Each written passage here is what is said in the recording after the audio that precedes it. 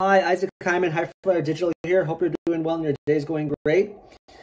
I want to I see ads pop up all the time about this topic, and I wouldn't say it's controversial, but it's very like erroneous to even think of it, think of it in the same way that these agencies are running it. I see my feed, email is dead, SMS is here, right? Or don't send emails, send text, right? Or things like that. And it's just erroneous. If I was to tell you, as an agency holder who's also worked with brands who have done email and SMS, if I was to tell you, turn off your card abandoned emails, forget that. Send the SMS card abandoned because it gets higher open rates and everything. Your business would tank.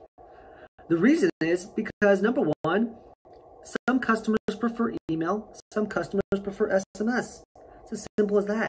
So if you look at it at email versus SMS, well, there's going to be a massive flaw, a massive reduction in your business. But if you look at it together, email and SMS, you'll win the customer journey. People prefer to communicate with you however they prefer to communicate with you. At the end of the day, if you're a customer-centric brand, which you should be, if you're a customer-centric brand in the e-commerce space, developing the relationship with your customer on the channel they prefer is how you will win. And then using email and SMS, you can win the customer journey by orchestrating all these channels to work together. It's very simple. Here's an example, right? If a person abandons their cart, well, you send email to those who are on your list. For those 50% who don't open that email, well, then you could try a different channel. Try a Facebook ad or try an SMS. Or for the 50% who are unsubscribed from your email list, but then maybe 20% of them are subscribed to SMS, send those people a text message. Get the journey going, right?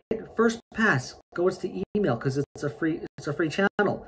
Next pass goes to SMS, for example, or next pass goes to Facebook.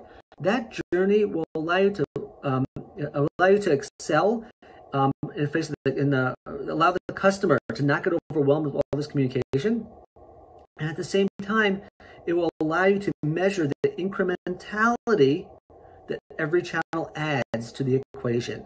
And it's not just saying do this or do that, because you never know what works. You're just going to end up saying shifting money from one pocket to the other pocket. And that's not a good way to run a business because you don't know what incrementality every channel has. Worse, the customer may not want to communicate with you on the channel that you have elected to say, that's the better one, right? Email's not dead. It's never been dead. Maybe the relationship with the customers is dead, but the email is not dead. It's all about how to orchestrate them all, how to connect with those who prefer email versus those who prefer SMS versus those who prefer other methods of communication. It's as simple as that. So if there's one thing to take out of that, it's not that this channel versus that channel. It's not email is dead, go to SMS. It's how do you leverage them both to orchestrate? How do you orchestrate them all to work together harmoniously and win the hearts and minds of the customer on a one-to-one level? Hopefully that's helpful. It gives you some food for thought and kind of gets all that kind of like erroneous ads out of your feed and makes you clarify exactly what the real lift is and how you can win the customer relationship by solving the journey. Talk soon. All the best.